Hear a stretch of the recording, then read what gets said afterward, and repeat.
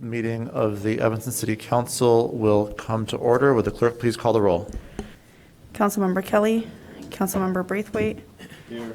Councilmember Nguyen, Councilmember Nusma, Here. Councilmember Burns, Here.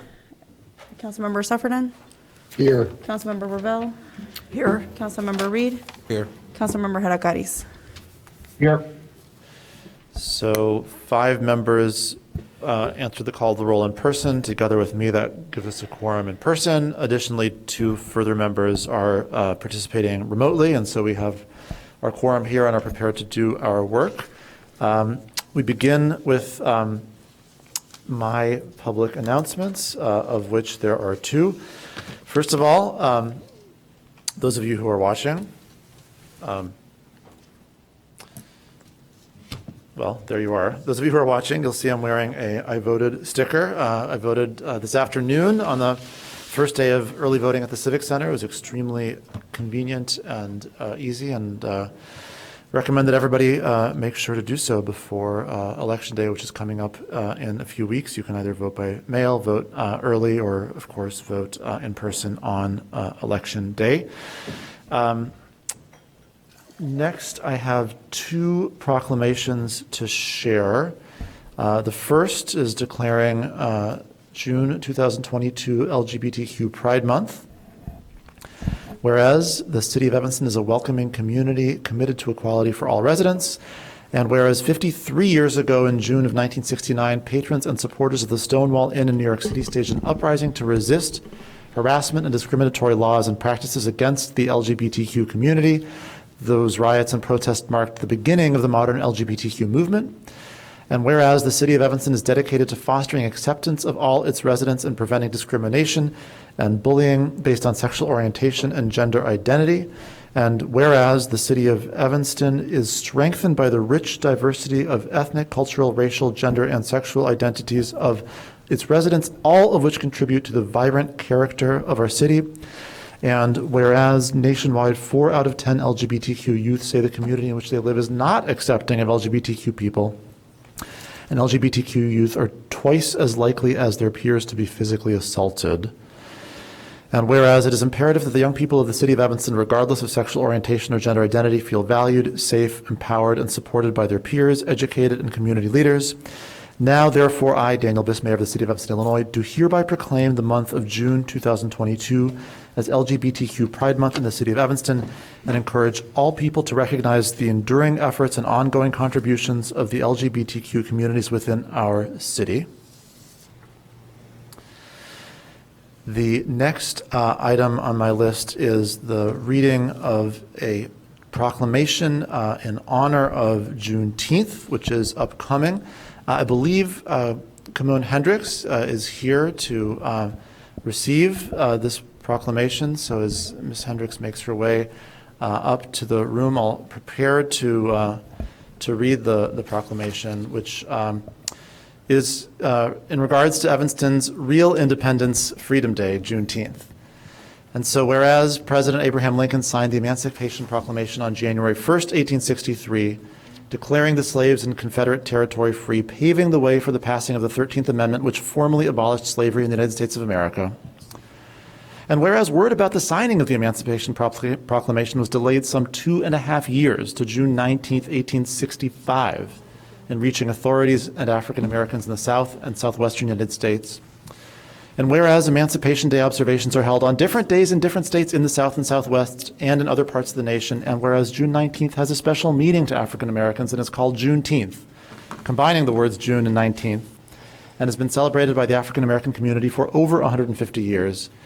And whereas the annual Juneteenth celebration here in the City of Evanston will take place this coming Saturday, June 18th, from 10 a.m. to 4 p.m., beginning with the parade from the Robert Crown Community Center to the Morton Civic Center, with celebrations thereafter taking place at Ingram Park.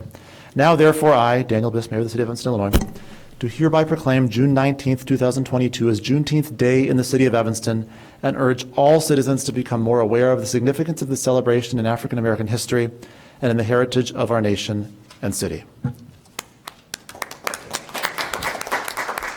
Thank you so much, Mayor and City Council and everyone. I would, of course, like to invite everyone out to participate in the parade. There is power in a parade. There is power in gathering as a community, shutting down the streets with signs and really advocating for the Black community and uplifting our Black community in the name of Juneteenth and celebrating, you know, the honoring the past and celebrating the future, which is our theme this year. And I love the proclamation, Evanston's Real Independence Day, and I want to just thank everyone for support, and let's celebrate this Saturday, June 18th. Thank you so much, Ms. Hendricks, for all that you do to make this a reality here in Evanston.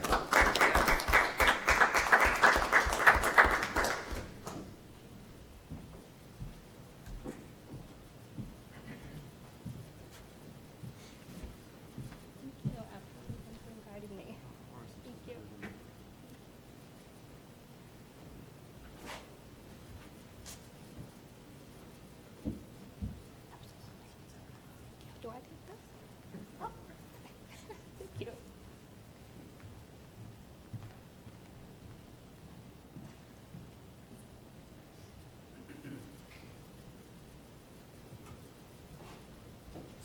This concludes my announcements and proclamations. Next on the agenda is the city manager's announcements.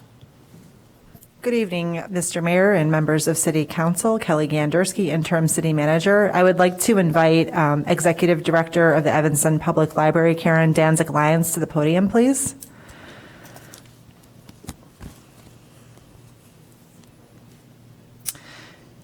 As you all know, Karen is retiring, and this is her last week with us as Executive Director of the Evanston Public Library. And Karen has been the Executive Director for the last 10 years. And I just wanted to say a few words for Karen to celebrate her retirement and celebrate all that she's done for the city of Evanston. Karen's tenure began, and she adopted a new vision and business model for the library that goes beyond the walls of the library building and book stacks to engage and resource residents where they live and gather. That vision has meant expanding and bringing new innovative services to Evanston, from lending technology like Wi-Fi hotspots and job search tech kits to bridging the digital divide, to expanding virtual programming and digital offerings in response to the pandemic and the community's changing needs, to hiring a library social worker to connect our most vulnerable residents to community resources. The library has also concentrated on refocusing its work and decision-making processes through an equity lens. That includes opening a branch in the Robert Crown Community Center with an emphasis on programming for underserved residents and Spanish-speaking patrons, evaluating options for a branch in the Fifth Ward, and developing a more diverse talent pipeline of librarians with tuition reimbursement and new positions designed to engage underrepresented communities, eliminating overdue fines, and reducing barriers to access and adopting an equity statement and a transitioning policy and declarations of the library's values. Karen has done so much to expand services and has really brought the library to the people. She has been a wonderful resource for us directors at the city, and we will miss her tremendously. And I want to congratulate Karen on her 10 years of service here in Evanston. I'd like to present a plaque to Karen, and I ask Mayor Biss to present it to her. Thank you, Before I do Karen. that, I just want to thank you for all of your extraordinary service to the city.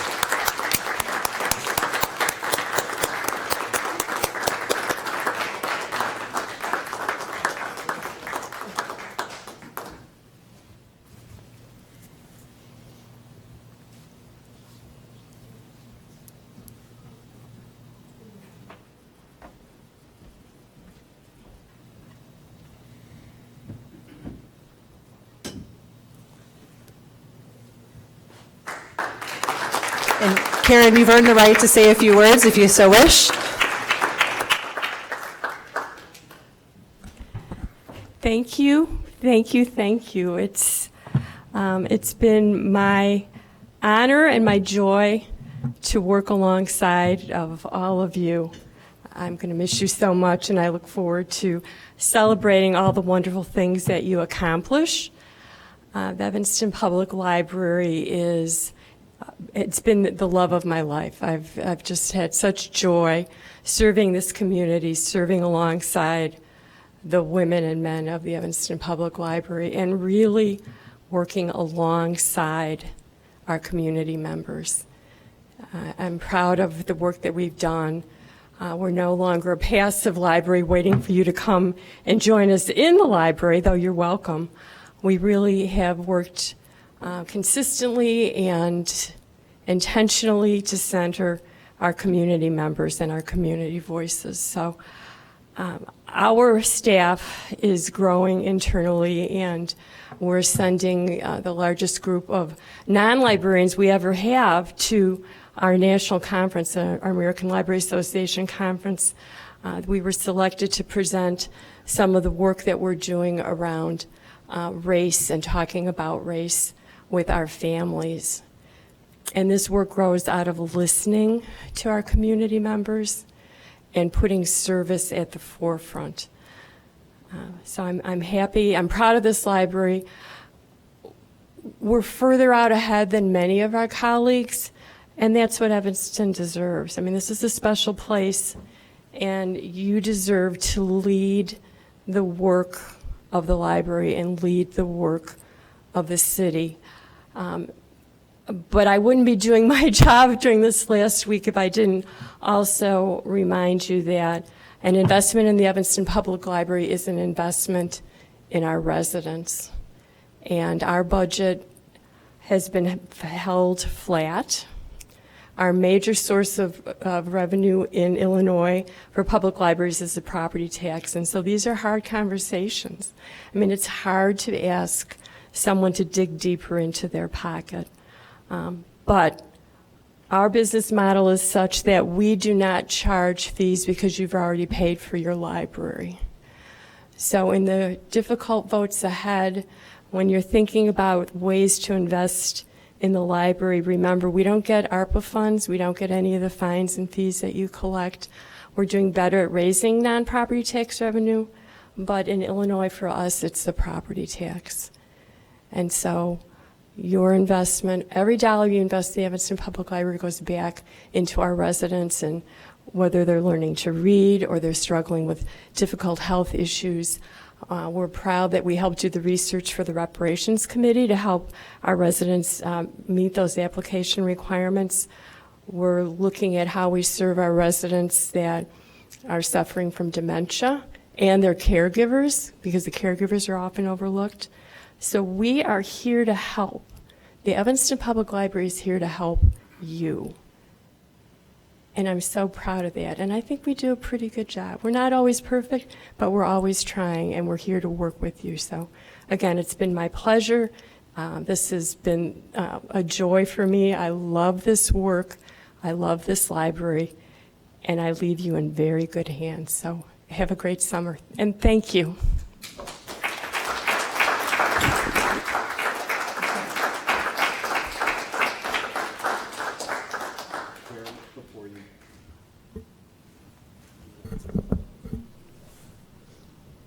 Councilmember Braithwaite.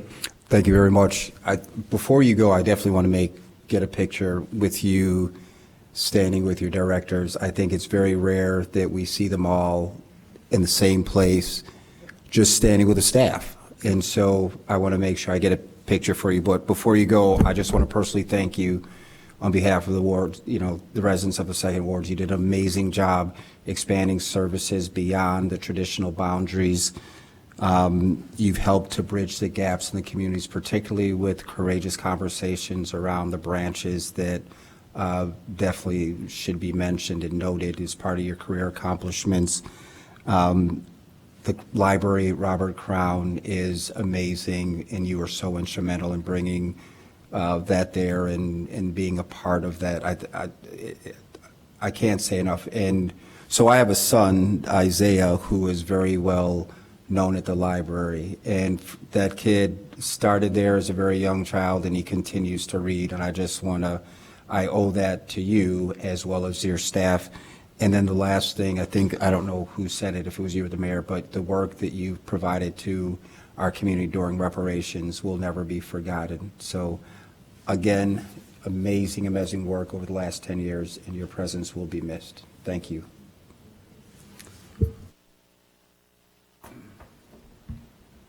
Are there any staff members that wish to say a few words?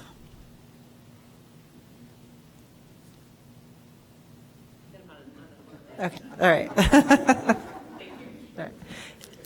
I think they'll keep their words in private. Thank you. Okay, thank you, Karen.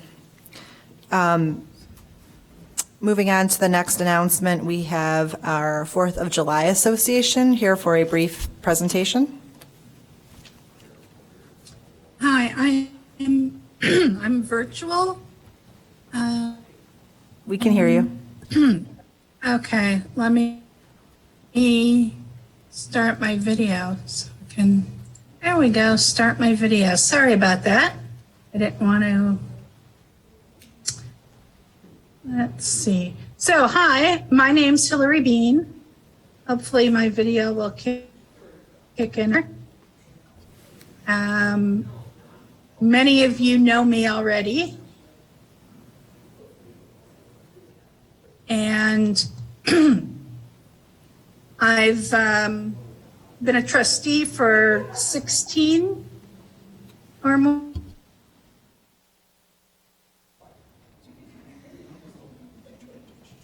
I don't know if the connection is bad, but we haven't heard you for the last few seconds, Ms. Bean.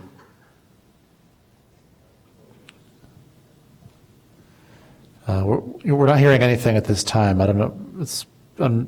Perhaps you can't hear me either, which would make sense.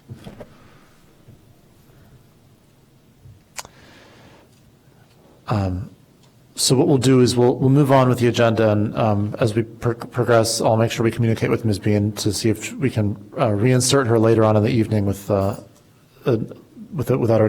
these technology issues resolved.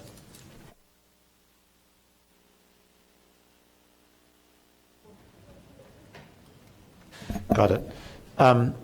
So we're actually going to call a little bit of an audible at this time anyhow, because with the length of the previous committees and the tornado interruption, we've taxed people's patience rather dramatically already this evening. I'd like to entertain a motion on item H1, and as someone's decided to make that motion, if Ms. Avery could come forward. So moved. Second. Councilmember Reed moves passage of Resolution 38-R-22, designating that portion of Simpson Street between Darrow Avenue and Dewey Avenue with the honorary street name sign Joanne Avery Way. Councilmember Nusma seconds. Is there any discussion?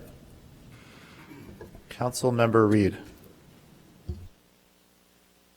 I'll let you go first. Councilmember Braithwaite, followed by Reed. It's just a quick acknowledgement. I mean, all the information is a packet. I've had an opportunity to work with you personally very early in my life, probably, 24, 25 when I first moved back from college. And just from the point that I've met you, you've been doing amazing work in the community. So obviously this is going to pass unanimously.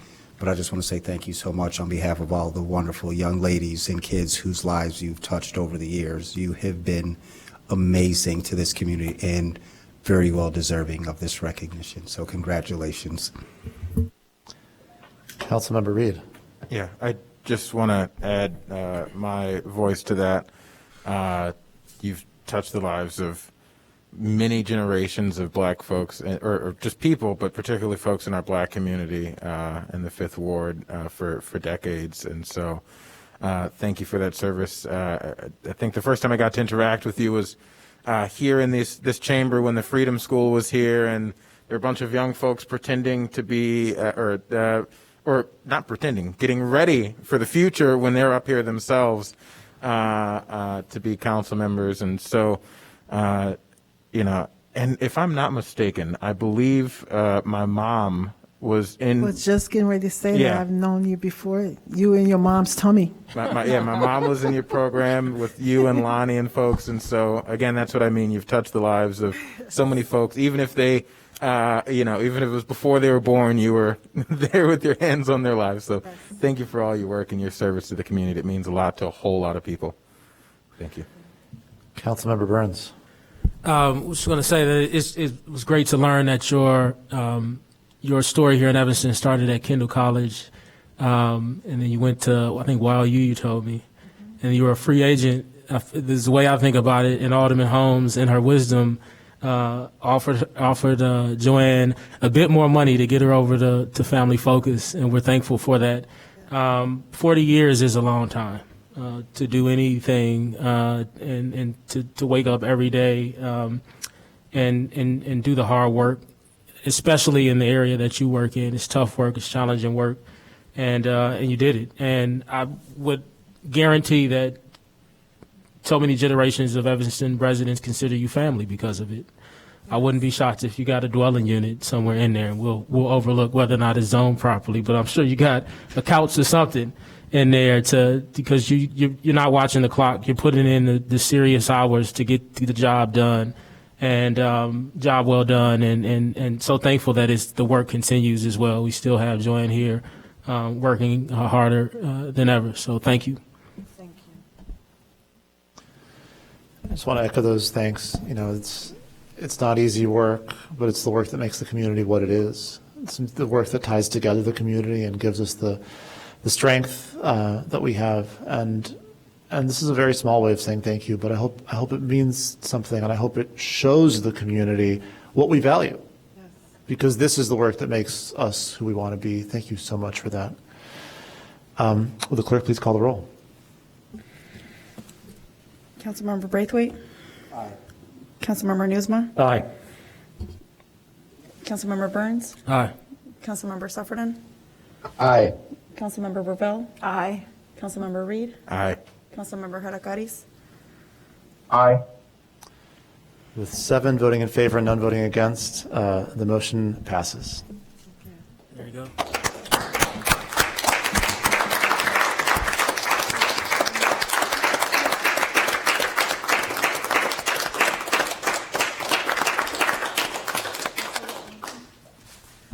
I just want to say thank you so much.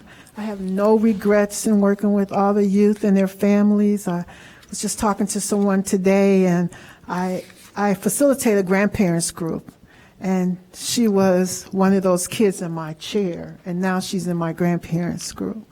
So you're right, generations of youth, and I would do it all over again if my niece would let me. But the kids keep me grounded, and they give me energy, and they energize me every day so I can keep going.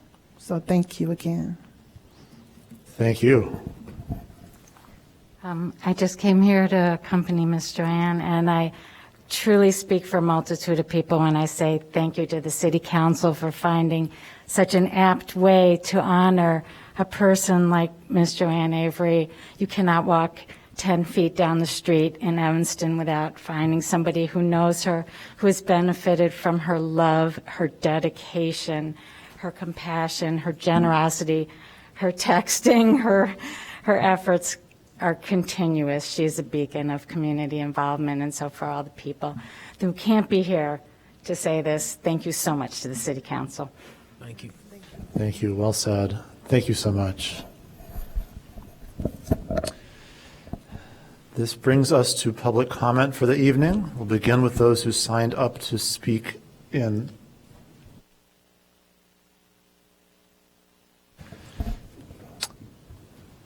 Nope.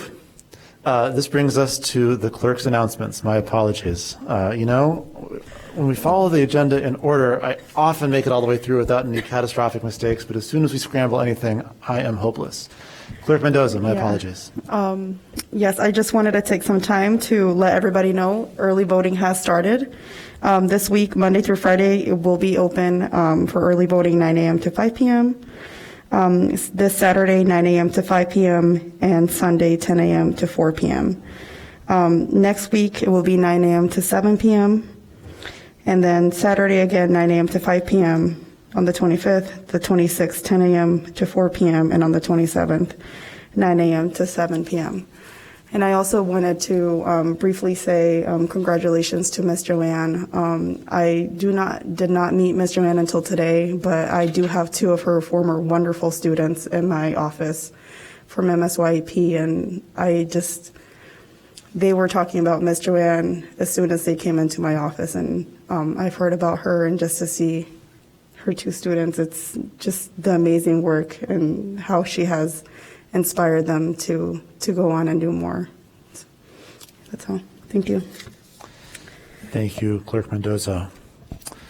And with that, it is time for public comment, which will begin with those who signed up to speak in person, beginning with Janine Hill. Oh, and every speaker this evening will get 3 minutes. Good evening. Council members, Mayor Biss, and city staff. I'm Janine Hill. I'm speaking as a Ninth Ward resident, but I'm really up here as the McGaw YMCA Board of Directors chairperson. And I appreciate the opportunity to be here, and I'm here to advocate for the final action item, which is funding for our men's residence renovation project. When I joined the board 7 years ago, I joined because I saw the YMCA as the third place, not work or home, but a place where people of all social identities can feel welcome. And that is absolutely so important for our residents. I also come to you as a public health professor and a diversity, equity, inclusion practitioner and consultant. And so I think two things and two concepts are really important when we think about this renovation. One is equity and the other is dignity. So I think you all know that we are one of the biggest providers of affordable housing for men in Evanston and one of the last remaining single room occupancy options in our region.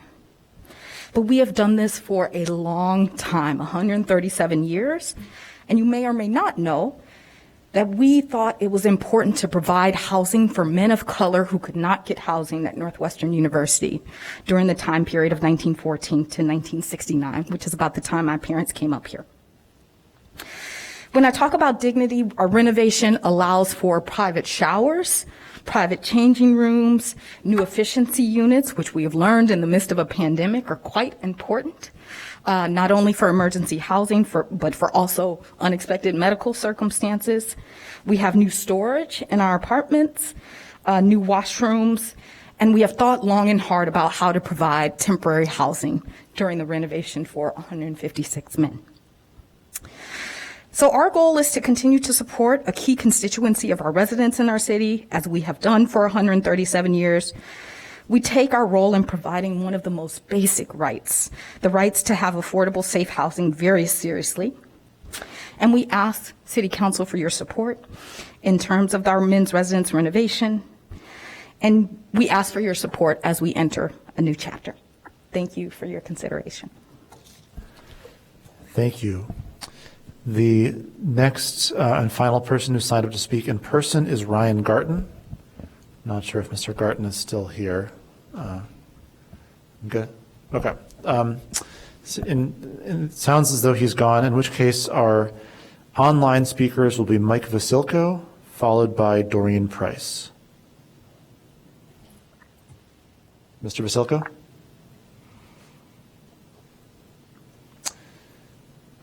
Luke, is Mr. Vasilko in the Zoom?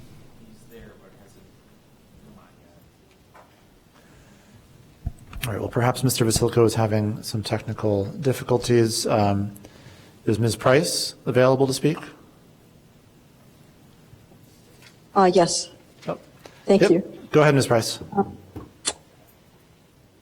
What a great night to celebrate great things. The people involved are all amazing, many of whom I know. And Family Focus, I can't say enough about in terms of just being a great place to help everybody. And I love the kids there, especially. So getting back to my public comment has to do with the P&D committee, which got interrupted by a thunderstorm, and what was going to be discussed there. So in terms of what actually transpired, I don't really know for sure, but my comment nonetheless would be relevant. And it has to do with the city council and that our community needs full public engagement to discuss and support the city's anti-displacement and gentrification efforts throughout Evanston. That means inclusion beyond census tracts as defined by ARPA and conveyed by Sarah Flax. a hybrid town hall will work, contrary to the naysayers that I heard today. Because things didn't work before doesn't mean they weren't. There isn't a better way to do something. And from the beginning, you hear residents saying we need resident participation throughout a process, which we've seen lumps and bumps from. So from that, we can say that maybe that would be something to try in different ways and just improve upon it in some way. If we didn't figure it out by now, we will. We'll keep going on it. So a hybrid town hall will work. And we need that because not everyone has access in terms of either physical access or other means of access. And when you want to have successful interactions, you can have it with a hybrid meeting. And if a consultant says it has to be a certain way, question it first, because hybrid meetings are done all the time. And City of Evanston does a good job of it, even though we get these technical glitches. You still get residents when we're allowed or given the time or invited to speak in ways that really affects the whole community in terms of thinking about the issues from your own, not only from your own perspective, but from someone in the community other than yourself, which is also good. And then we suffered needlessly from what divides us. And I mean that from the heart, when far more makes Evanston home for all of us. And that's what's said tonight with great, great, great heart from the people involved that you heard from. So thank you.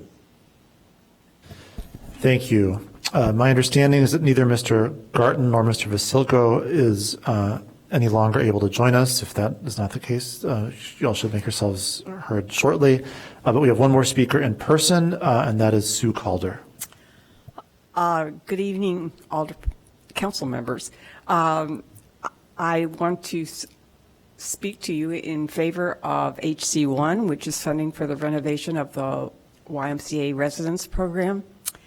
To give you a little background about myself, I'm a 4th Ward resident. I live about 3 blocks from the Y.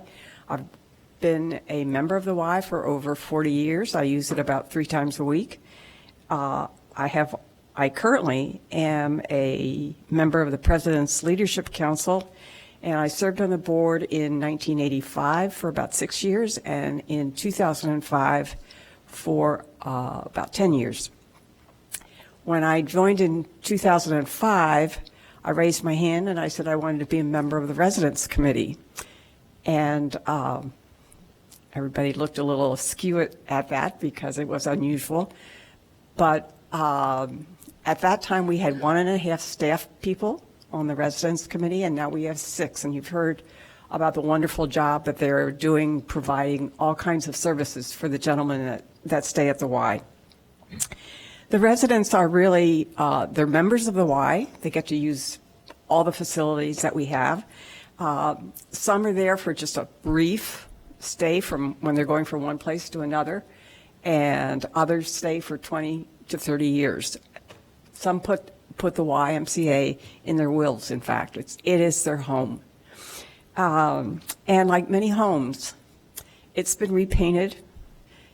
We get new flooring in the residence areas. They fix the faucets, but now's the time for renovation. Everybody who has a home knows that sometime you need a new kitchen. And this is the time for us.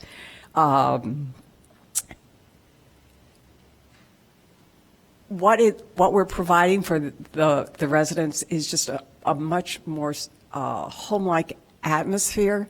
In 2006, some of the men on the board got together and got a big screen TV so that the residents could watch the Bears play in the Super Bowl. So we care about them, and the community cares about them, and I want to thank the members of the city staff who have helped the Y work through this process of getting zoning and all the other kinds of professional things that they do, and it was a great contribution for their services for us.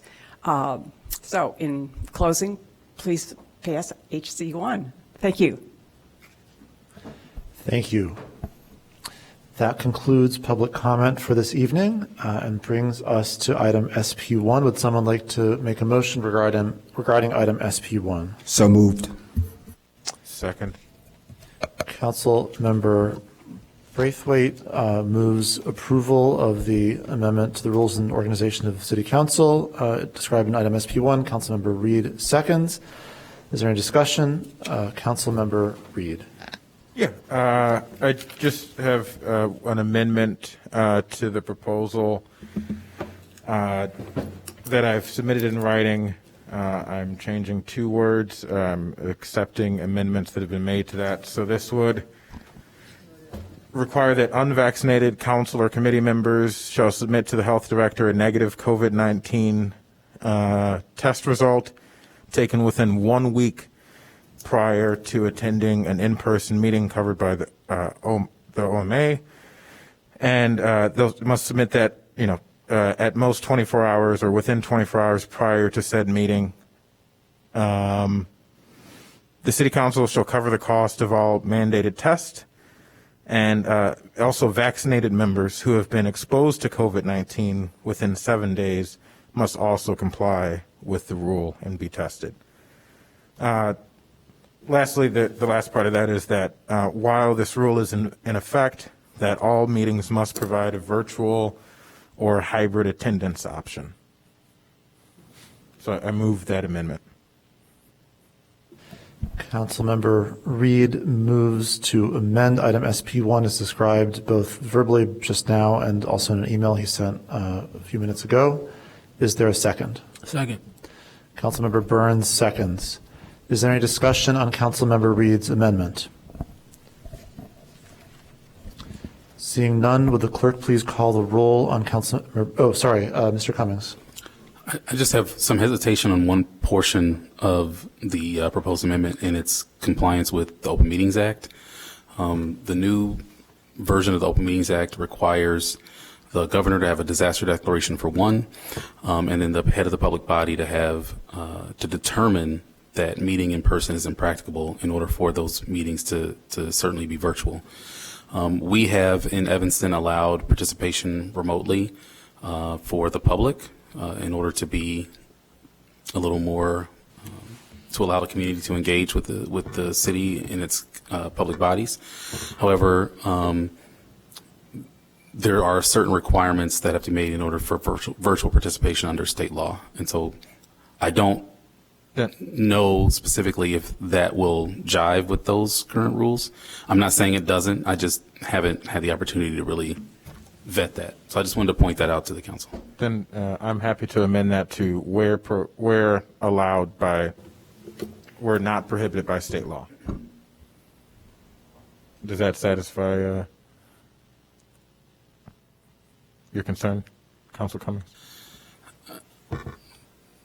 It may. And the reason why it gets tricky, and we had this issue earlier today, some of the virtual attendance options, if it doesn't meet the criteria of the governor's disaster declaration and the mayor's proclamation of impracticability, there has to be a majority, there has to be a quorum present at the meeting location in order for other people to participate virtually. So, for example, we're here at City Council. I'm happy to cut it. I'm happy to just remove that portion of it.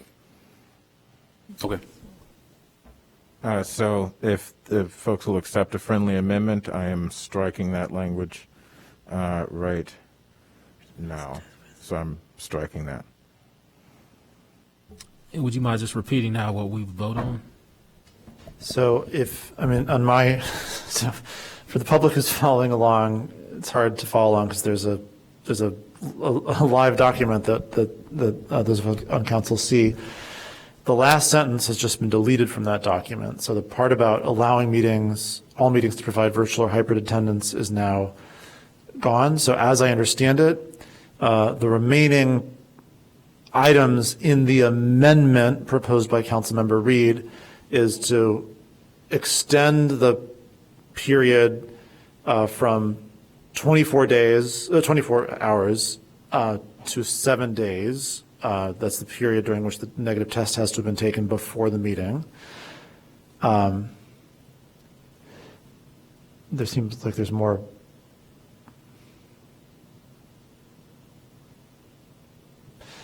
I'm not sure if I'm tracking what's happening now, but I'll go on and then there's some more editing happening here. The next item is that the city would cover the cost of all mandated tests.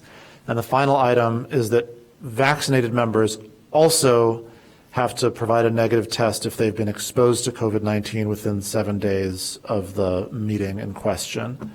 I guess the language should say exposed or presenting symptoms. But I'm happy to keep it as is, but I think that aligns with what.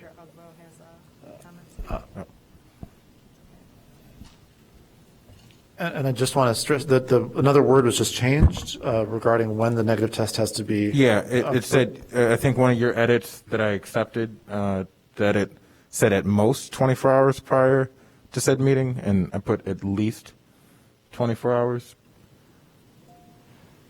Does that? Director Agbo. Absolutely. Good day, members of the City Council. Ike Ogbo, Director, Health and Human Services Department. In reference to the city covering the tests for those who are undergoing testing, I'm wondering how that's going to be covered. When we set these rules, it was the understanding that the individuals would be responsible for testing and that this wouldn't come out of the pockets of the city. So I will just need direction if that's how we are going to fashion this plan as to what part of money do we have designated for this purpose. Because this wouldn't just pertain to council members, we also are talking about boards and commissions and committees. So that would be my qualm, my issue there. If I may ask, Councilmember Reed. Do we currently cover test cost for employees? No. Okay. Well, the reason I'm suggesting that we cover mandated test cost is because there's an Illinois statute, which is 820 ILCS 235-1 from Chapter 48, Paragraph 172D, Section 1, that says no employer shall require any employee or applicant for employment to pay the cost of a medical examination or the cost of furnishing any records of such examination required by the employer as a condition of employment. And certainly members of committees, just a non-elected member of the public is not an employee of the city, but it making folks pay or having the city pay for the test in alignment with the way that we'd need to pay for a test with staff, I think makes sense. Is there further discussion on the amendment proposed by Councilmember Reed? Seeing none, will the clerk please call the roll again on the amendment? Councilmember Braithwaite? No. Councilmember Newsma? No. Councilmember Burns? No. Councilmember Sefferden? No. Councilmember Ravel? No. Councilmember Reed? Yes. Councilmember Hirakaris? No. With 1 voting in favor and 6 voting against, the motion does not pass. Is there any further discussion on the unamended item in SP1? Councilmember Reed. I have no clue why. At some point, we're going to have to stop saying that we're a city that follows the science and follows the data and follows the CDC, because the proposal that's put forward here is not. I'll ask you, Director Ogbo, would you recommend that a 1-week testing period is in alignment with most policies across our nation, employee testing policies? When we put the protocol in place, it was based on the Omicron surge, where we were requiring individuals to test 24 hours prior to entering a business, a facility, you name it. It still follows the CDC guidelines, where it is advising for anyone who's attending an indoor event, meeting, to test prior to that event. And what the 24-hour testing does is to capture current infections. And this is, as we know, to protect those who are the most vulnerable to COVID-19, those who are elderly, those who are at severe risk for COVID-19. So CDC still recommends 24-hour testing prior to indoor gatherings, which council meetings and boards and commissions will qualify for.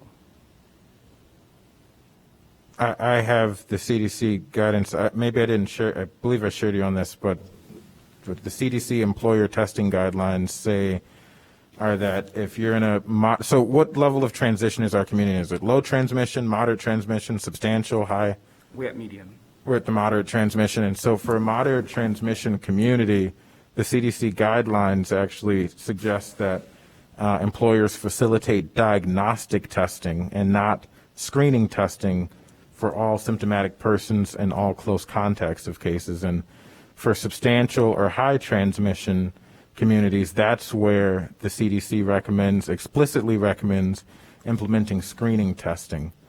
So that's what you just said seems to conflict with what the CDC guidelines are. So in this regard, there is what we call a community risk assessment. It is based on low, medium, and high. Mm-hmm. As it stands, Evanston is in a medium transmission rate. About a month ago, we were in high. So just and going into the summer, looking at trends from the last 2 years of data in the summer months, we've seemed to see an extreme dip in transmission and cases and positivity rates. And so it seems like the period that we're moving into for the next couple months is one where there's low transmission, even lower than what we're seeing now. We can predict that. We can predict what is going to be. You can't predict it, but just given the trends of the last 2 years of COVID, that is consistent with trends? Well, it's not as you were stating. In a period of summer, it goes up and down. So I can't categorically say that we had a low transmission during the summer.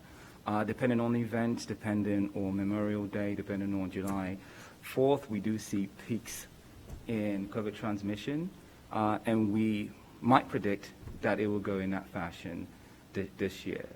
So it will be hard for me to ascertain that going forward that there will be a low transmission. It is pretty much based on events, activities, interactions with individuals, and what have you. One final question. How do you imagine this rule being enforced in compliance with HIPAA? So as it stands, the portal that we use is HIPAA enabled, which... Specifically, I mean, if someone were to not follow, there's disciplinary actions listed here. If someone were to not follow the 24-hour guidance, how would we, in compliance with HIPAA, how could this be enforced? The way that we have been following this rule is that I myself, who is the public health official, informs the person who is not in compliance. This information is not relayed to any official, any staff member. And I have made that paramount in my delivery, where if we have a council member who isn't compliant, that council member is informed, and that information is not passed on to anyone. Yeah, so my question, and I guess maybe that does answer my question. My question is, how can the penalties, if we will, be enacted if you can't share who the person is who is violating the policy? It makes it difficult to pass out those penalties.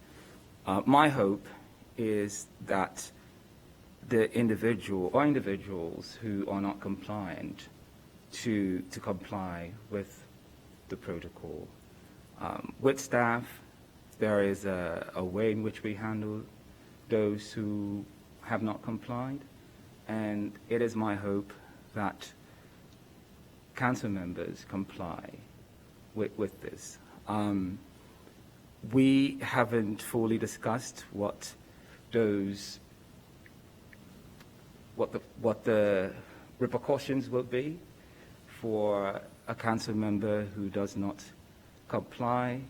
it is something that I'll have to figure out on how to ensure that that person complies, or there might be some repercussions.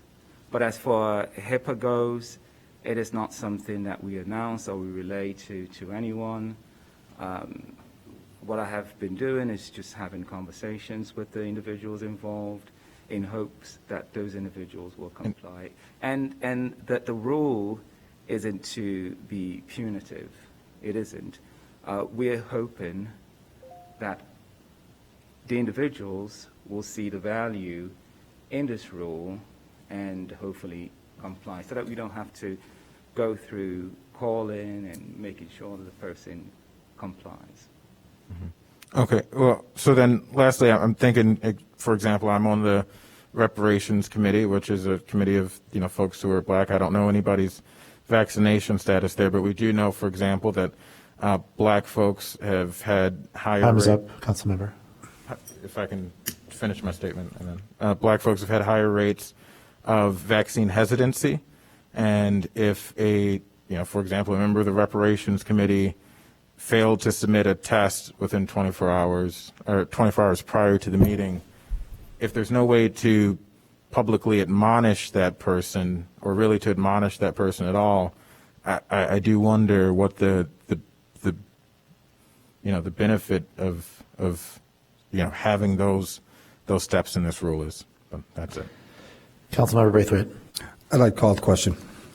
You're the last speaker, so if you'd withdraw that motion, we can just vote without calling the question. Yep. Would the clerk please call the roll on SP1, which has not been amended? Councilmember Braithwaite. Aye. Councilmember Newsma. Aye.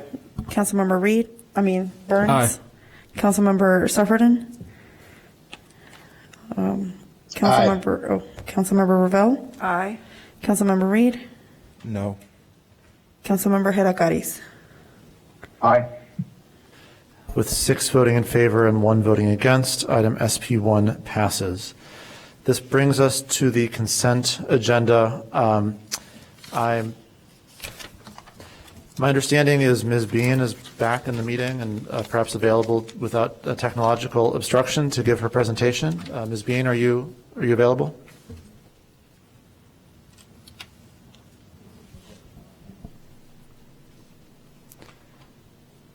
Okay, unmute. Yes, sorry about that. It took this long for me to get my computer working again.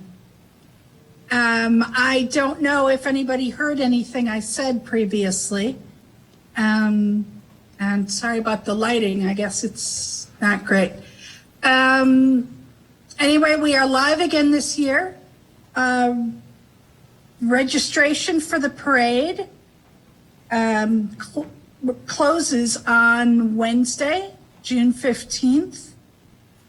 We encourage any and everybody to register and pay their fee for being in the parade. That includes City Council, who has historically been in the parade in years past. I think she's talking 4th of July or Juneteenth. And we'd encourage you to be in the parade again, individually or as a group. I know Mayor Biss will be walking with us in the parade. That said, I will be bringing some posters over. Our activities of the day are back in full with the games, playground games in the morning, and the fun run at 12:45. There is a registration required for the fun run, and parade starts at 2 on Central Street, ending at the stadium at Ashland. The live concert band, Palatine Concert Band, will be returning with us this year. And then our fireworks show, which will be bigger and better than, we've been assured of this, bigger and better than in past years, We'll begin a bit after dusk, usually around 9:30. And we encourage everyone to attend and register if you'd like to be in the parade. And if anyone has any questions, I'm open. But I don't know how much you heard before, so I'll just give you a quick synopsis there. Thank you so much, Ms. Bean. This, I'm sure the whole community is looking forward to an in-person July 4th celebration once again. This concludes the city manager's public announcements and moves us back to the consent agenda, about which I have a lot to say before even opening it up. So items A9, A8, P3, and H1 are all pulled off, period. The first three of which, A8, A9, and P3, did not make it out of committee, and the last H1 has already passed. I've already had a request from council members to remove items A2, A6, and HC1. So that the grand total so far is A2, A6, A8, A9, P3, H1, and HC1. P1. So P1, I was told to warn folks that there was some confusion about what's P1 and what's P2. So for me, P1 is about Dapper. Is that correct, council member? All right. Anything else?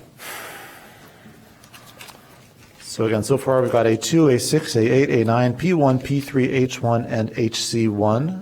Any additional removals? Can you then just tell us what's on consent? I lost count, Yeah, sorry. you raise a fair point, council member. You raise a fair point. Going once? Oh, well, are you going to say what's on consent? Sure. Everything else, A1, A3, A4, A5, A7. A1, P2. 3.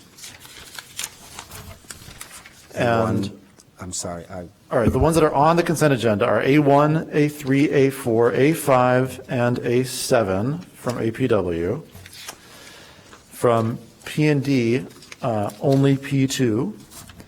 From rules, R1. And from appointments, AP1. Anyone else want anything removed? Hearing none, I would entertain a motion. So move. Second. Councilmember Nusma moves the consent agenda save for A2, A6, A8, A9, P1, P3, H1, and HC1. Councilmember Braithwaite seconds. Is there any discussion? Seeing none, will the clerk please call the roll? Councilmember Braithwaite. Aye. Councilmember Newsma. Aye. Councilmember Burns. Aye. Councilmember Sefferden. Aye. Councilmember Ravel. Aye. Councilmember Reed. Aye. Councilmember Heracariz. Aye. With 7 voting in favor and none voting against, the consent agenda with the aforesaid 8 removals passes. This brings us to item A2. Councilmember Newsom, would you care to make a motion on item A2? Mr. Mayor, I move item A2, approval of the BMO Harris Amazon credit card activity in the amount of $10,844.89. Second. Councilmember Newsom moves passage of item A2. Councilmember Braithwaite seconds. Is there any discussion? Seeing none, would the clerk please call the roll? Councilmember Braithwaite. Aye. Councilmember Newsma. Aye. Councilmember Burns. Aye. Councilmember Sefferden. I abstain. Councilmember Reed. Aye. Ravel. Aye. And Councilmember Heracariz. Aye. With 6 voting in favor and none voting against, item A2 is declared passed. This brings us to item A6. Councilmember Newsom, would you care to make a motion? Mr. Mayor, I move item A6, approval of change order number 2 to the contract with AECom for the Civic Center and Police and Fire Headquarters Relocation Feasibility Study, which is RFP number 21-27. This is in the dollar amount of $31,025.41. Second. Was that you, Councilmember Braithwaite, the second? Correct. All right, Councilmember Newsma moves item A6. Councilmember Braithwaite seconds. Is there any discussion? Seeing none, will the clerk please call? Yeah, I didn't flip on my light. Apologies. Councilmember Reed. Yeah, I have a question that a resident wanted me to ask, and I'm trying to make sure that this is the right item to ask this on. So I was told that by a resident that Ms. Biggs on a Zoom call in January of this year that the budget includes $23 million for work on the Civic Center. Is that correct? Members of the council, my name is Laura Biggs. I'm the city engineer. So yes, earlier in the year, and actually in 2021, when we prepared the FY 2022 budget, we had priced out several items for the Civic Center specifically, just based on budget estimates, and it was $23 million. Okay, so and that's the number we repeated up until recently. Okay, good. And then the resident further wants to know how much of that money, what is the money for, and then how much of it has been spent thus far? That money is largely unspent. It was dedicated for future years in the CIP, as we have been waiting for studies to be completed and City Council recommendation for the long-term disposition of what to do with this building. So that money largely remains. The city has spent money that was approved for the AECOM study, and then we have spent roughly $200,000 to $300,000 on emergency repairs in the past year. But that should not, neither of those numbers would affect the number that she's looking at. Okay. The budget. And so that 23 million that's set aside could come into play here with the somewhere down the line, depending on what comes out of this this feasibility study. Yes. So actually, we've done a lot of detailed analysis, and we think that the 23 million is under budgeting. This change order will verify what the consultant will verify what they think the costs are for renovation of this building. But unless the city council chooses to stay in this building, for example, we wouldn't necessarily need to spend that money. If the city council chooses to stay, the city council would still approve any individual contract. So the city council could direct to do those projects or not do those projects. Thank you. One last question, and this one is from me. So the 23 million, again, which could be used or could come into play depending on what's said here, the $23 million that's set aside, that's in the bank when we have 23, that's an estimate of what we will need. And so we don't have, how much of that do we actually have sitting in some line item or set aside? So of the 23 million, none of it is set aside Okay. for Okay. in a bank. Okay. Okay. Thank you very much. Is there any further discussion? Seeing none, would the clerk please call the roll on item A6? Councilmember Braithwaite? Aye. Councilmember Newsma? Aye. Councilmember Burns? Aye. Councilmember Sufferton? No. Councilmember Ravel? Aye. Councilmember Reed? Aye. Councilmember Hedakaris? Aye. With 6 voting in favor and 1 voting against, item A6 passes. This brings us now to item P1. Councilmember Burns, would you care to make a motion on item P1?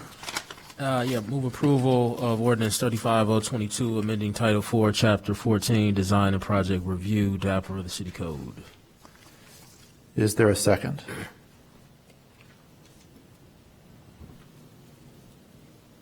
Second. Councilmember Burns moves passage of ordinance 34-0-22. Councilmember Sufferton seconds. Is there any discussion? Councilmember Burns. Yeah, so just reiterating what I would like to see between this meeting and the next meeting, in between our meetings, I talked to Anderson, and I think there's a low-budget way to record these meetings. I think Anderson said we currently use a laptop, but I think we can do a step above that. That is, can be set up and operated and taken down with one person without needing to hire a staff person just to operate it. And so I would ask that you work with staff just to cost that out, and it's likely just using equipment we might already have in the building to be able to not only record the DABRA meetings, maybe not all as we discussed, and to provide or to publish those meetings on the city website. So I just wanted to provide further direction. Thank you. Councilmember Braithwaite. I apologize. I missed this because I was late to the meeting. But is this coming with staff's recommendation to adopt this?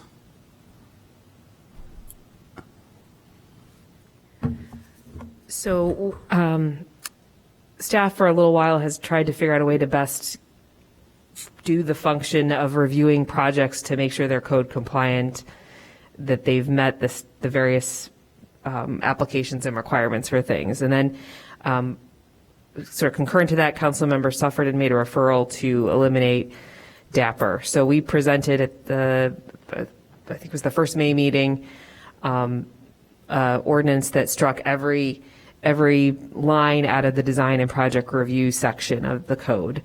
And then there was some feeling that might have been too much to do, that there was this sort of middle ground that we wanted to search for. So staff and Councilmember Nguyen, who had volunteered, would go back and look at ways to keep not throw the baby out with the bathwater, is to keep some of that in play, which is where we are now, staff is recommending maintaining a process, the design and project review process, and keep all the standards and the things that we review, but removing the formal committee structure.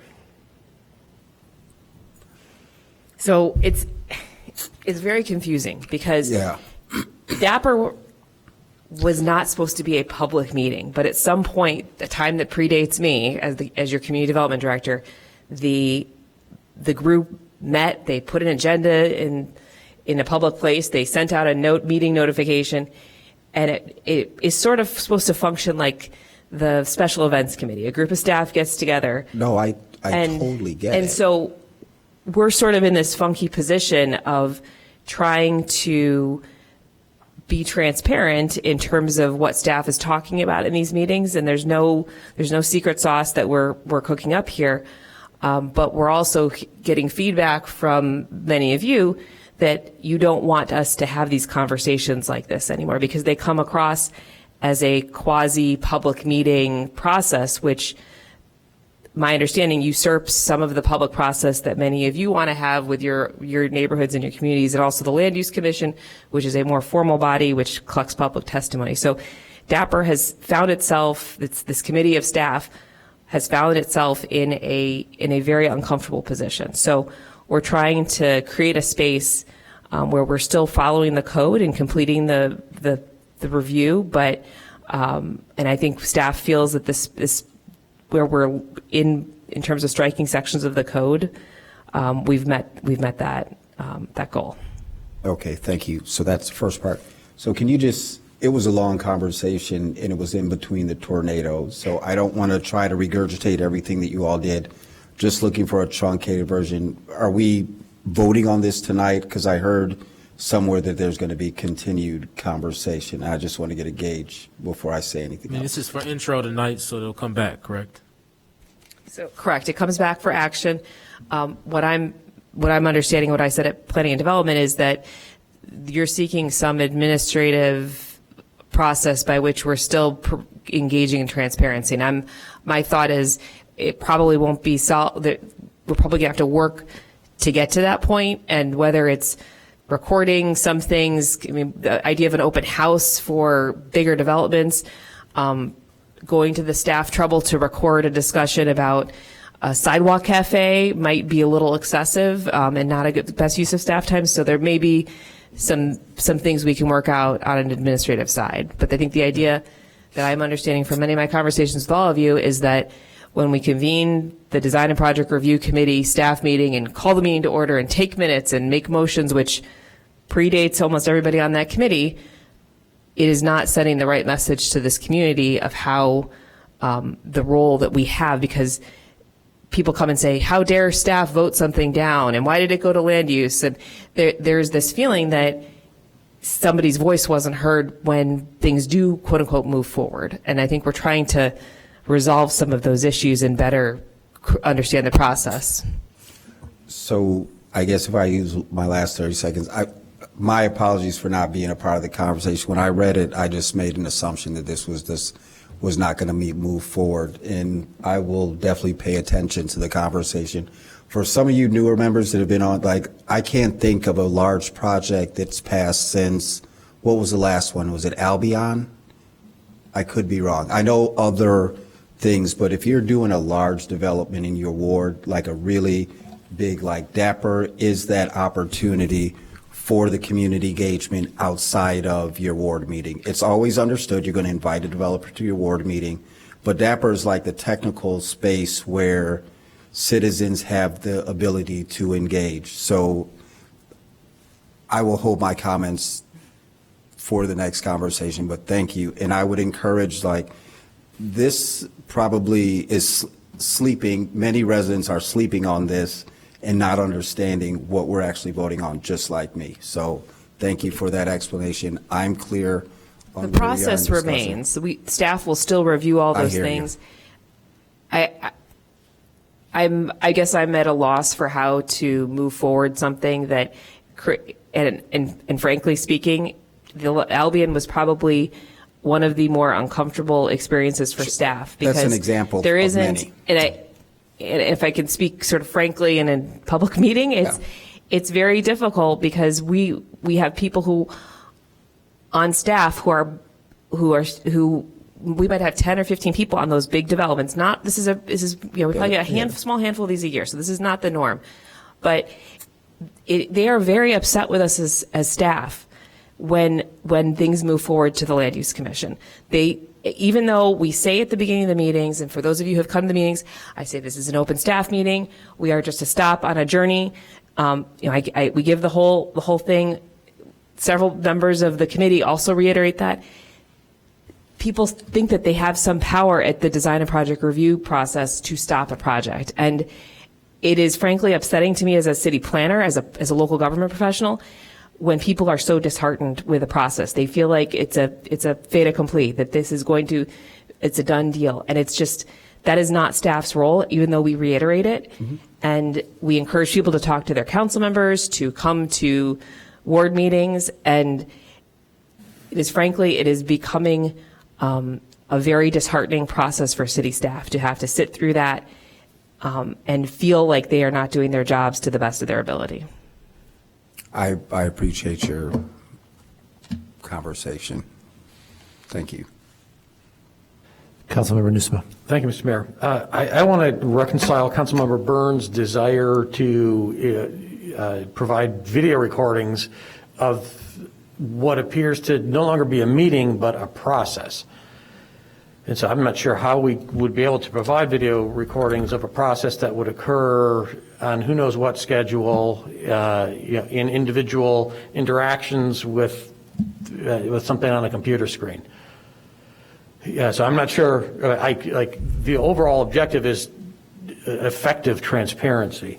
Right, and I think Council Members Braithwaite's comments about transparency and members of the community getting some technical information on this is one well taken. I think residents have questions that maybe the person from the fire department can only answer, the person from Water and Sewer Division can only answer. I'm thinking of Dempster Pittner, when we went through and we walked through how stormwater would be managed on that site. That was an important conversation for those neighbors to understand, that it wasn't all going to be dumped into the storm water system. But there has to, and I think there's another way to do that so people can get that technical expertise and that experience, but it's not passively listening to staff talk.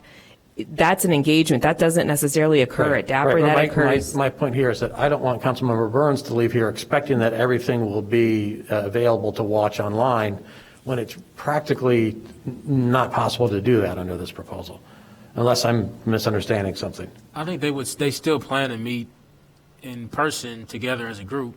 It just would be taken offline. It won't be a public meeting. It'll be a private meeting.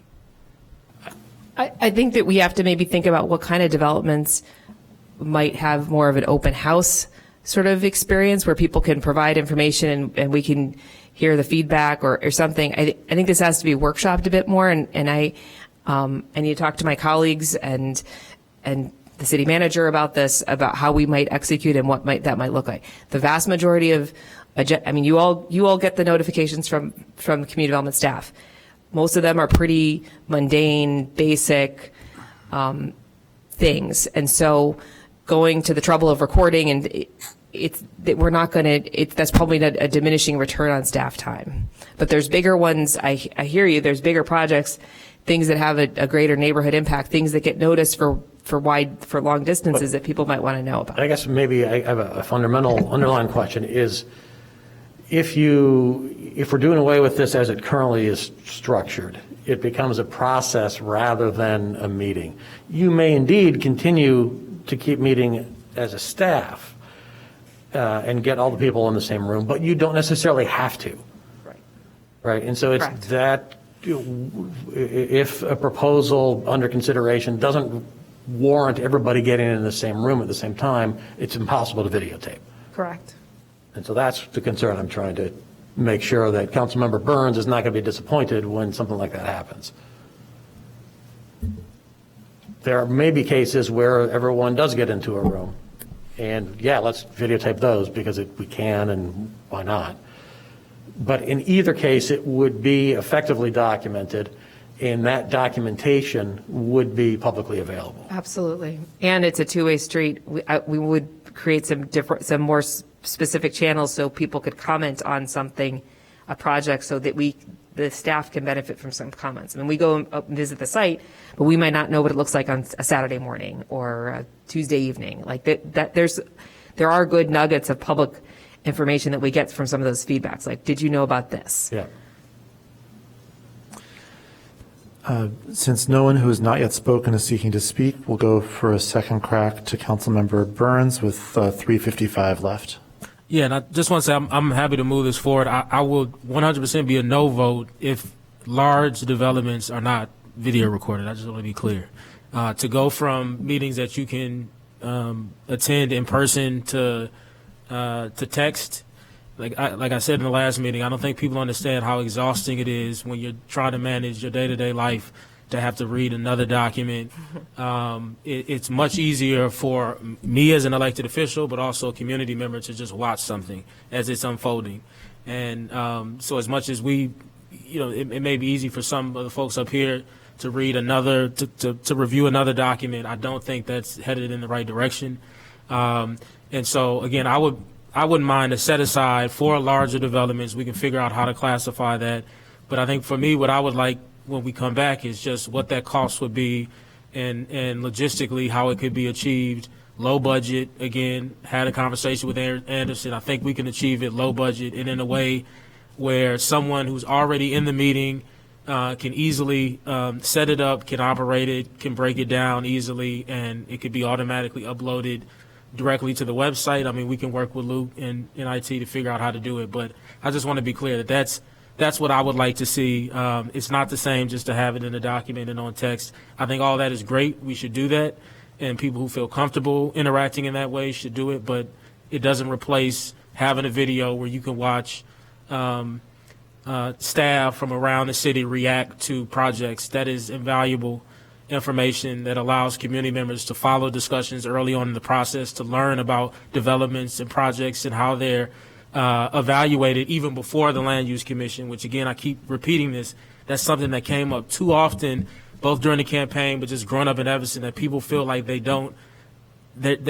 know about projects until it's already decided or it's in the later stage of the process. So it's to completely eliminate in some ways, or to make it even difficult for them to learn about projects, especially big developments in the neighborhood, as early as possible. I just couldn't support that. So just wanted to make that clear. Thank you, Chair. Kelly Gandersky. Good evening, members of City Council. Kelly Gandersky, Interim City Manager. I just want to be really careful here. I don't want to promise something we can't deliver.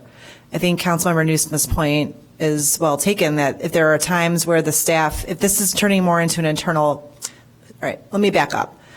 no matter what happens, staff has to review these projects, right? Because we need to look at the right-of-ways, we need to look at setbacks, we need to look at the effects on the neighborhood. There are all kinds of things that the staff have to review each project for, period, regardless of whether it's a public meeting or not. That has to happen because they have to advise the developer of city code, and they have to work with these developers to make sure that the project is being built according to all standards, and that they're not wasting the developer's time or the public's time, and people submit permits or they submit for zoning. Their time is being wasted if they don't have this advice or up front, or the community feedback up front. But if this is going to be an internal process where everyone's it's going department to department to check off a list, there is no way to record that. So if a recorded meeting is what's asked for, then I'm not really sure what we're doing here today, because I think it's one of those things, either we do it or we don't do it. And that's where I think the staff has been a little bit confused and frustrated with this, because it's either get rid of it, the process altogether, and people can take their chances at the Land Use Commission, with staff can weigh in on each project there, or we do the process, but we can't do the process in the way we're describing for each individual project and then record everything. That's just not going to work. So I just want to make sure everybody I disagree, understands. because the way it's been described up until now is that the meetings would still happen. In fact, what would make it difficult to do is meetings that sound like they would be a rare occurrence. I think those will be exceptions. What I've heard in both the committee we just left, but even now, is that the staff still plans to meet in person together in a group. But I would want that defined before. I don't want to leave here with a false expectation. What is a rare occurrence? What defines a big development? I mean, I'm having questions about that, and I meet with the staff regularly to talk about these things. So, obviously, everyone is free to speak. It seems to me there's been a lot of discussion tonight, both at P&D and here. There's been discussion for a while. This is not final action. I think everybody has agreed that before a final vote, whether that occurs in 2 weeks or some other time, there would be further input from staff, either regarding how this would be implemented or perhaps even recommending an amendment to be adopted before passage. My own view is there's not a lot more to be accomplished tonight. There's a motion on the floor. I would recommend that we take a vote on the motion. Should that motion pass, then this will be back in 2 weeks with clearly some further input from staff that I think several members have made clear they need to hear before taking a yes vote on the final action. So is there any further discussion? Seeing none, will the clerk please call the roll? Councilmember Braithwaite? Absolutely no. Councilmember Newsma? Soft yes. Councilmember Burns? Yes for now. Councilmember Suffredin? Yes. Councilmember Ravel? Aye. Councilmember Reed?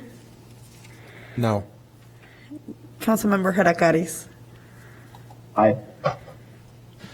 With 5 voting in favor and 2 voting against, item P1 passes, and we'll be back in 2 weeks with some further input and doubtless some further robust discussion. This brings us to item HC1. Councilmember Ravel, would you care to make a motion?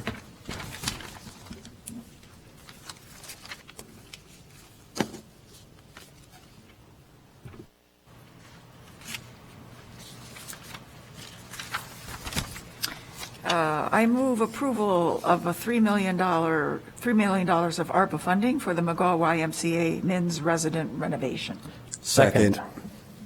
Councilmember Ravel moves passage of item HC1. Councilmember Braithwaite seconds. Is there any discussion? Councilmember Reed.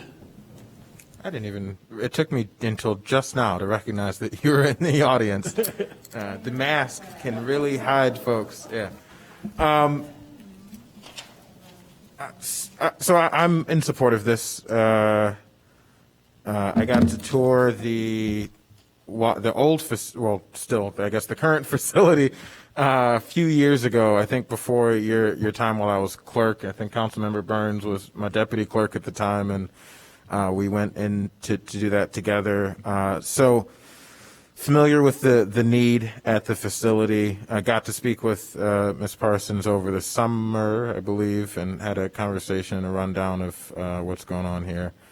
I think it's a wonderful project. I wish that we could either maintain or expand the number of units, but it's the world we live in. Not everything is possible, and so what is being done is positive, and happy to support it. Councilmember Sefferden. Thank you. I have a question. I presume it's for staff. Where did the $3 million number come from? That's a very heavy ask, both as a raw dollar amount and as a percentage of the total project cost. How did we arrive at $3 million?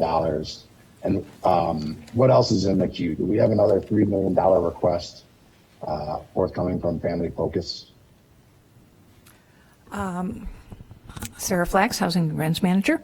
The McGaw YMCA actually made the request. The staff didn't come up with it. They looked at their other sources of funding, which are really very limited.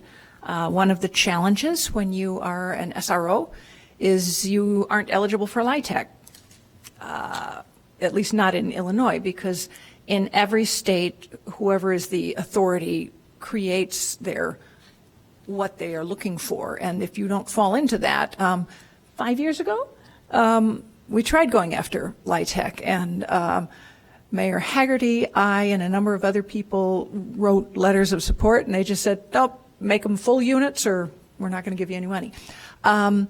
Even home, which is possible sometimes to get, is very complicated when you're doing a SRO.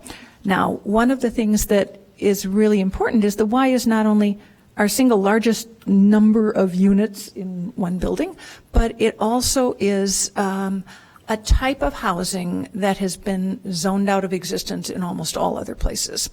And it is a very effective kind of housing, and it has served Evanston very well for years. So their other sources, really are going to be their fundraising, and that's going to be a major part of the rest of the budget. The $12,591,000 budget includes a lot of different things. One of the things that makes the cost more than if just the residence facility itself were being rehabbed is the addition of a new entrance, which is really important for the residents. It gives them greater autonomy and privacy. Right now, they come in the front entry and they go around and go up the elevator. They don't really have space of their own to get in and out of the building. It is something that's beneficial for them, and it also is beneficial for the functioning of the Y, because the Y, the residents come and go because they live there. The rest of the Y has to be able to be secured and maintained. So it makes it actually much better, safer for both the residents and the rest of the facility. There are a lot of different costs that are involved in this, but it's I think a long overdue renovation to the facility that really updates to today's standards on how people live. When it was built back in the 1920s, it's kind of like when you go to a college campus. When I went to school and lived in a dormitory, you got put in a room with one other person you'd never met. You went down the hall, and that was, with your little, tote to bathe and things like that. But nowadays, they've changed a great deal. Our ideas on privacy and what people need are very different. And that's part of what the Y is building in for this. So it is not a small project at all, but it is a large number of units. And we are also getting, every one of those units is going to be somebody under this. These are all going to be very low or moderate income people, which is a huge contribution overall. Right now, the Y effectively serves very much that population, but has not committed. We will have an operating agreement with them that this is what they're going to do, and I think that's critical. And it really gives us, when we look at the cost per unit or cost per housing, household or individual served. It is significantly under, for example, with the Anne Rainey Apartments, which is a big tax credit project. That was 60 units. What we put in was about $33,400 per unit. This is significantly less on a per unit basis, even though part of it is a new entryway. So I don't think the costs are at all out of line with the size of the rehab. The other important thing is there is a significant amount of money that they must have to relocate the residents while the work is underway. This is something that is required of all federal funding. Whenever you are doing that, you have to relocate and make sure that the people have a place to live. And so that is a little over $1.2 million as a part of that budget. So I hope that explains the budget. Do you have any other questions? Yeah, no, yes, sir. What else do we have in the pipeline in terms of large ARPA asks? Well, we do have Family Focus. That's going to be coming soon. We also have the one-stop shop. I'm sorry. What is that amount? Family Focus is asking for $3 million. The one-stop shop retrofit is $1 million, and that will also be coming forward soon. We have some other things that we're working on right now. The HODC Mount Pisgah project got tax credits, and Paul Zelmazek and I are meeting with Richard Koenig to figure out the soft funding that they need to make that project work. There is a benefit that is in a TIF and can use money from the TIF. The McGaw YMCA is not eligible for anything other than ARPA, with the exception of the Affordable Housing Fund. And quite frankly, the Affordable Housing Fund gives us greater flexibility than ARPA.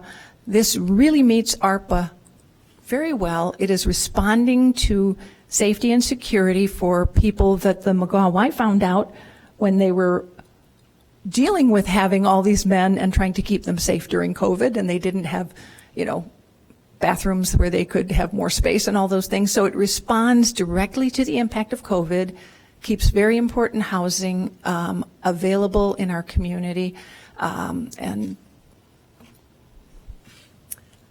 it's an important project because of that. And, as I say, we could split some and pay part of it with the Affordable Housing Fund, but this project will also meet our ARPA deadlines, which is an important thing. All right. Thanks, sir. I appreciate the good work that the Y does. I just think that $3 million of a $12 million project is a pretty big chunk that's being requested, especially when we have more requests coming. And I would hope that my colleagues would give that some consideration or possibly consider approving an amended lower amount. Thank you. Councilmember Braithwaite.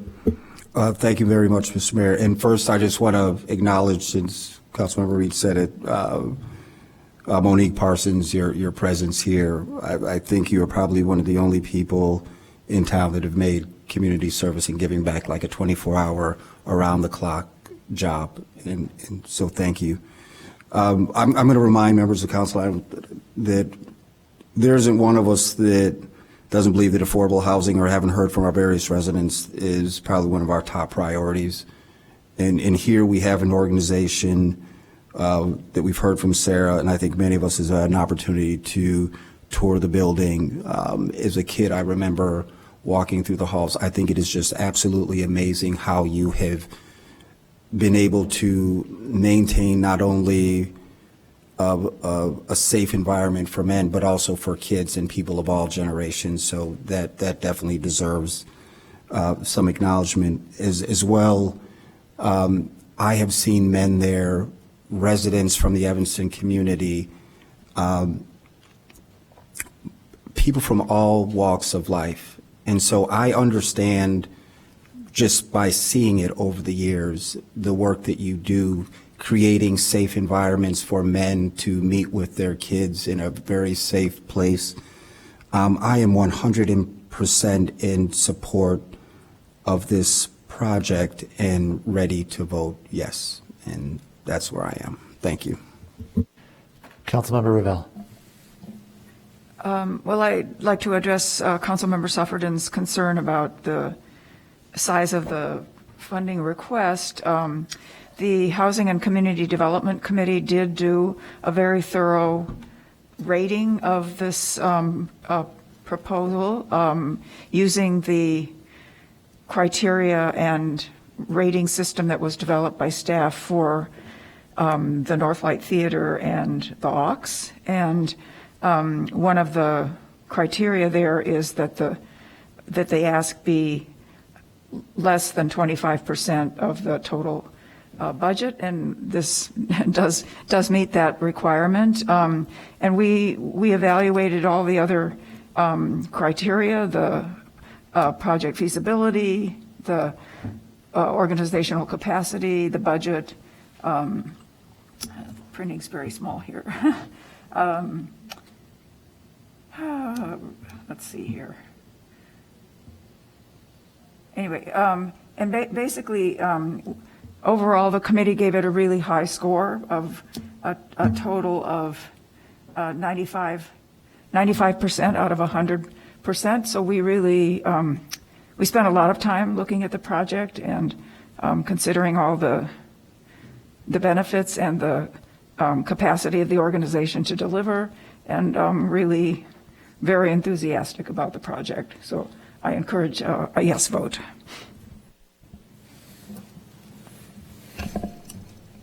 Is that a light? There's a light, yeah. Councilmember Nusma. As the council member in whose ward the YMCA has existed for more than 100 years, I'm fully in support of this. I won't belabor the point, but I'm looking forward to voting yes. Seeing that no one else is requesting to speak for the first time, we'll go to folks requesting to speak a second time. Councilmember Reed with 4 minutes left. Thank you. I don't know who is best suited to answer this, but so we've received the second, at this point, we should have received, I don't know, I'm looking at my non-existent watch, but that for a calendar, but at this point, we should have received the money, the second disbursement. Is that correct? Yes, we've received the second disbursement. So how much money, after we spend this $3 million, how much money will we have left? And then how much of that which is left is unallocated? Sarah can pull up the exact numbers, but I think what we would have left is a little less than half of the 43 million. Is that right, Sarah? Pretty close, yeah.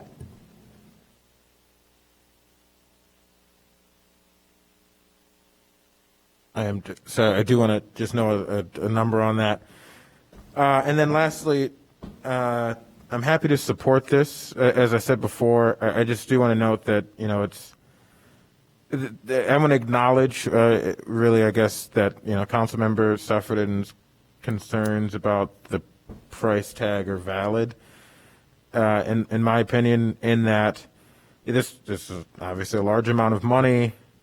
I heard the term affordable housing mentioned. It's actually, you know, it's not adding new units of affordable housing, but I do think the increased service and the, you know, dignity that will be provided by these new accommodations, for the most part, justify the price tag. That's it. Or I do want to hear Sarah's response too. We have, before we, without adding the funding for the Y in, we have allocated $19,900,000 to date. And so with the Y added in, that would be $22,900,000 and leave We got us. $3 million for PB that's already kind of allocated. That is, yeah, I mean, it's in a bucket that isn't actually, we haven't looked at that, we haven't counted that as a officially allocated to individual projects, but it's set aside for that. So that is not included in that. How much, so we're at about 20, after tonight, after this vote in a few minutes, I promise a few minutes, it will be around 22 million, right, that we've spent. And And then how much do we have in buckets that are pretty, like PB is a clearly defined bucket. Yes. The money's not being moved out of PB to be Correct. spent on something else. There are, for example, I know we have $500,000 that is being discussed for Premium pay. we were just on the committee meeting. I'm on Right, too for many premium meetings. pay for childcare. Yeah, That'll for be coming to childcare. council. Yeah, for childcare providers. So how many of those things that are kind of clearly defined that are kind of working up do we, not how many, what is the dollar amount maybe of those items? Is that something you have? I've got it. I just have to kind of add it up here. We have, in addition, we have the family focus request coming. We have the Which is one-stop shop. That's $3 $3 million. $3 million. One stop is $1 million. $1 million. Premium pay is $500,000. And my budget just went away. Sorry. Hang on. We have, those are the bulk of the specific projects. We have additional money that is not allocated in our, with those allocations in the category of disproportionately impacted communities, which was a little over $8 million, we will have about a little over $500,000 left. We have a significant amount unallocated in negative economic impacts. We have about $6 million unallocated in that. This is helpful. So thank you very much for that data.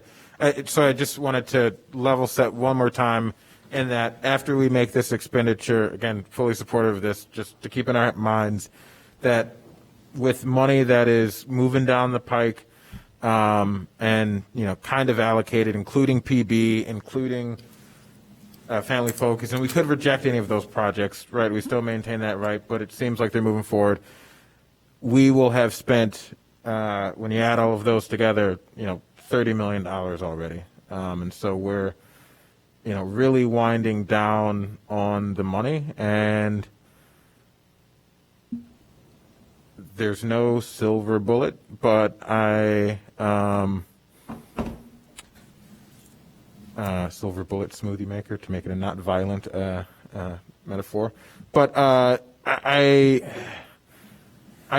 don't feel happy yet looking at how we've spent our ARPA money to say that we have made really thoughtful, wise decisions that are going to pay dividends in the future. And particularly, I do not feel yet like we've really spent money on people and entities that were directly impacted by COVID, specifically for their COVID impact. We've done a lot of nice projects, Northlight and other things, but I don't feel like we've gotten to the heart of it yet. And I'd just love us to keep that in mind, particularly as we're spending the last, 12 or $13 million. Thank you, sir. Councilmember Burns. I mean, I recall earlier discussions where we were going to try to stay away from providing a benefit to individuals, because then the money will go even further, and then we have to or even faster. Then we'd have to figure out, where to draw the line.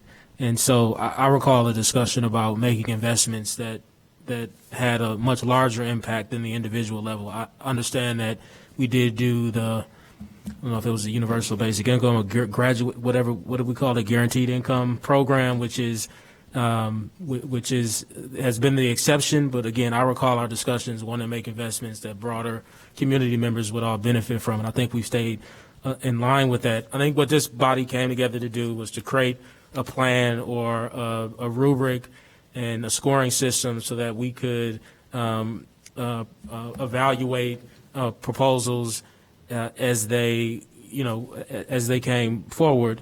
And also we identified the committees that would evaluate those projects first. We've done that. What I would recommend to the council, because I'm in constant discussion with Sarah and Paul and others, is if you have an idea, if you know a community member or an organization that has an idea on how ARPA funds can be used, to get involved, like to make it known to Sarah, who I think is our point person on this, because I can tell you there's no one else. I had a similar concern, but there's, and YMCA got made this request early in the process, as early as the AUKS and other projects. But there's not a lot of projects behind this. Like, again, I'm talking to staff all the time, and this idea that we're waiting for something to happen is not happening, it's not occurring. And so if you have some ideas, as I do around housing, and we'll discuss that at future meetings, get in touch with Sarah and make it happen. But this is our process. I think we followed it, and happy to support this. Seeing that no one else is asking to speak for the first time, we'll go back to second cracks, starting with Councilmember Nusma with 4 minutes and 50 seconds left. I did not have my light on. I did? It was an accident. Let's vote. Next is Councilmember Suffredin with 4 minutes left.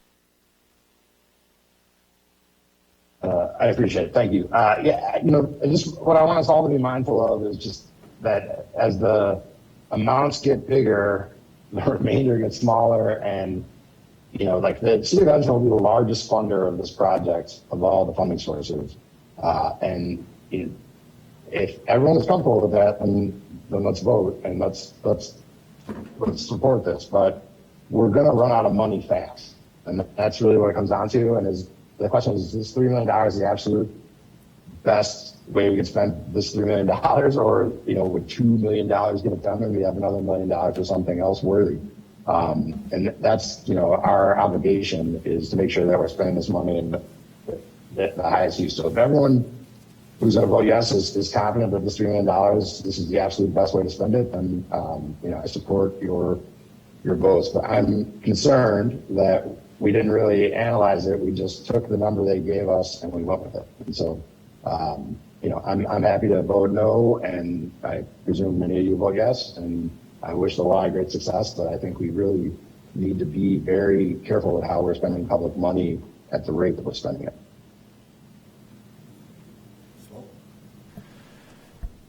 Seeing no further council members seeking to speak, would the clerk please call the roll? Councilmember Braithwaite? Aye. Councilmember Nusma? Aye. Councilmember Burns? Aye. Councilmember Suffredin? No. Councilmember Ravel? Aye. Councilmember Reed? Yes. Okay. Councilmember Heracariz? Aye. With 6 voting in favor and 1 voting against, item HC1 passes.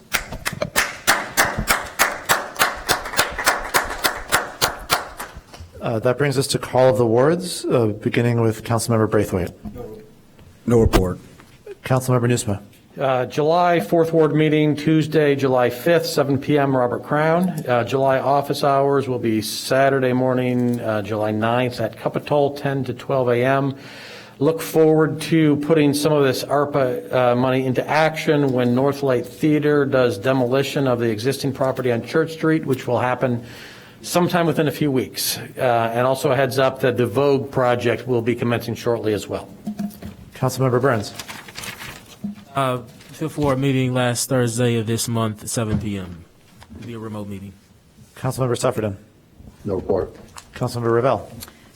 Well, I would just like to express my great appreciation to Jerry Hurst and Julie Dorfman, who are retiring after 7 seasons as the stewards of the Clark Street Beach Bird Sanctuary. They've been the stewards since the very beginning for this area. They've transformed it into a really rich habitat for plants and wildlife, and they've engaged lots and lots of community members in planting and protecting and learning about the wildlife. They've been just really amazing stewards, and they leave a wonderful legacy for the whole community. So I just want to express my great appreciation for their 7 years of hard work and dedication, and we're hoping for new stewards to step up and take their place. You're here. Councilmember Reed. Yes, my only report is that there's a 8th Ward meeting, as always as almost always the last Thursday of the month at 6 p.m. This will be our first in-person ward meeting at the Mulford Viaduct, and so looking forward to meeting with residents, then having a discussion about a multitude of issues in our city, as well as discussing that project. So thank you. Councilmember Hadakaris. This Thursday at 7 p.m., we're going to have a board meeting online still, virtually, at Google Meet. And I'll have my first office hours this Saturday over at Ridgeville by the basketball courts from 9 to 11. So if you want to meet in person, I'll be there. And with that, Councilmember Nusma is recognized to make a motion. Pursuant to 5 Illinois compiled statutes 120/2A, I move that the City Council convene into executive session to discuss agenda items regarding personnel and litigation and the purchase or use of real property. These agenda items are permitted subjects to be considered in executive session and are enumerated exceptions under the Open Meetings Act as set forth in 5 ILCS 120/2A, sections C1, C5, C11, and C12. Second.